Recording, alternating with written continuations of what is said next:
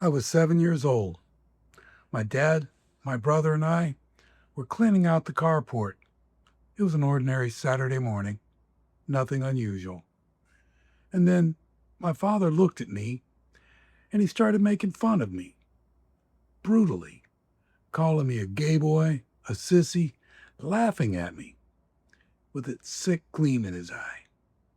He wouldn't stop, not when I asked him to, not when my voice started shaking, and not when I started crying. He just kept going until I started yelling, and finally, in rage, I attacked him, flailing away the best a 7-year-old boy can do. I want you to think about that for a minute. Not the part where he humiliated me, the part where I fought back. Because that boy didn't just absorb it, he started swinging. Hi, I'm Bill, and this is the Warrior Medic. We spent 5 episodes naming wounds and tracing them back to their source. We've talked about rage, authority issues, isolation, and approval. And today, we're going to go beneath all of that because I want to talk to you about shame. Honestly, this is the hardest episode I've recorded yet. Not because it's complicated, but because the story is mine, and I've never told it before on camera. And truthfully, I've never told it to anyone before. Most men confuse guilt and shame, but understand, they are not the same thing. Guilt says, I did something bad. Shame says, I am something bad. Guilt is about behavior. You can apologize for behavior, and you can change behavior. Guilt points to an action, but shame points to your identity. It doesn't say you did something wrong. It says you are something wrong, defective, less than, not what a man is supposed to be. And the distinction is everything because you can't apologize your way out of shame and you can't perform your way out of it either. Shame doesn't respond to behavior change because it was never about behavior. Let's go back to that carport for a moment. My father wasn't correcting something I'd done wrong. I hadn't misbehaved. I hadn't broken any rules, and he had plenty of rules. He attacked who I was. He attacked my masculinity, my identity, in front of my brother, the one person whose respect mattered most to me besides that of my own father. And here's what a 7-year-old boy does with that. He concludes something intensely personal. Something is wrong with me at the core. Not what I did, but what I am. And it's bad enough that the man whose approval I needed most found it entertaining to brutally deny that approval. That is the shame wound being instilled in the heart of a boy, not through a single bad day, through a moment where the person who is supposed to protect me and protect my sense of self instead made it a spectacle. I want to point out something about that story that most men miss when they hear it. I fought back, fist swinging, crying, outmatched in every way that a 7-year-old boy can be outmatched by a grown man. But I didn't take it silently. I want to say something directly to the man listening who never got the opportunity to fight back, whose shame moment left him frozen instead. Hear me clearly. That does not mean that you were weak. Not every boy gets a moment where fighting back is even possible. Some shame is delivered in a way that makes resistance impossible. That is not a measure of your courage. It never was. For me, The strategy that came out of that day was different. I became a boy and later a man who could not absorb mockery and silence, who had to prove constantly, exhaustingly, that the accusations weren't true. Here's how that shame would manifest in my life as a grown man. I developed a complete inability to take ridicule or even ordinary constructive criticism. Any correction, however gentle or well intentioned, didn't land as information. It landed as confirmation, as if every critical word was proving what my father said. Something is wrong with you. And underneath that, a deep driving fear that my masculinity was not sufficient.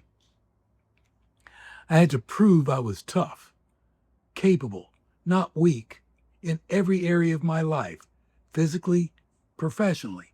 In every room I walked into, there was a quiet, exhausting campaign running underneath everything I did, arguing a cause nobody had ever actually filed against me except that 7-year-old boy in the carport. That is what shame does to you. It doesn't stay in the moment. It becomes the engine running underneath decades of decisions the grown man never connects back to its source. And here's why this episode matters more than any other wound we've named. Shame is the wound beneath all the other wounds. The rage wound is often shame's bodyguard. Anger is faster and feels stronger than the unbearable feeling of being exposed as defective. Rage covers the shame before anyone, including yourself, can see it. The isolation wound, the wall, is shame's protection. If shame says there is something wrong with you at the core, then closeness is the most dangerous thing in the world, because closeness means someone might finally see what you've always suspected was true. And the approval wound, the achievement chase, is shame's argument. Every accomplishment is evidence submitted in a trial that never ends, because the verdict was never really about your performance. And the authority wound, never again, is shame's armor, because the controlling father didn't take your voice. He often delivered a verdict alongside the control. Submission feels like reopening a case you swore was closed. Every wound we've named in this series has shame running underneath it. And I want to say one more thing about my father, not as an excuse for what he did, but because it matters for what comes later in this series.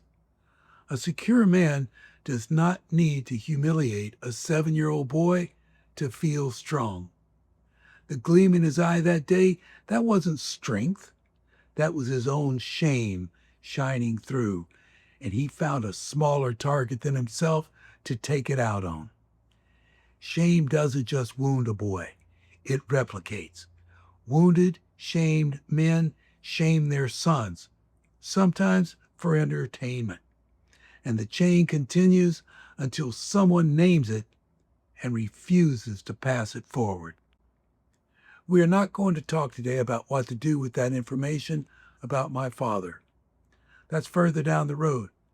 Today is just about naming what happened to the boy, not resolving what to do with the man who did it. So here's your one thing for this week. I want you to think of a moment, one specific moment, the way the carport was for me, where you concluded something was wrong with you. Not something you did, something you are. Who was there? What was said? What you concluded about yourself in that moment.